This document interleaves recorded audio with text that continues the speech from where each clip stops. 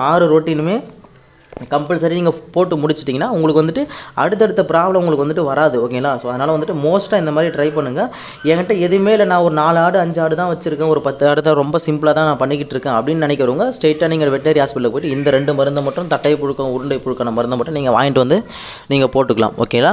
So நான் மறுபடியும் சொல்கிறேன், இதில் வந்துட்டு பார்த்திங்க அப்படின்னா உருண்டை புழுக்கான மருந்து இருக்காது. ஓகேங்களா? அந்த வீடியோ வந்துட்டு இதுக்கு முன்னாடி வீடியோவில் இருக்கும், அதாவது நான் ஐ கார்டில் கொடுத்துருப்பேன், அந்த வீடியோவில் இருக்கும். இப்போ பிளேலிஸ்ட்டில் 2 வீடியோ மட்டும்தான் இருக்கும். ஒன்று வந்து பார்த்திங்கன்னா தட்டை புழுக்கான உருண்டை புழுக்கான மருந்து வீடியோ, அது வந்து பார்த்திங்கன்னா ஒரு 8 நிமிஷம் அந்த மாதிரி தான் இருக்கும்.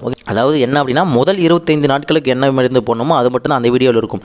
அதுக்கு அடுத்து 6 மாதம் வரைக்கும் அந்த 25லேருந்து அடுத்த 175 நாள் வரைக்கும் என்ன போடணுங்கிறது இந்த வீடியோவில் இருக்கும். ஓகேங்களா? உங்களுக்கு புரிஞ்சிடும் நினைக்கிறேன்.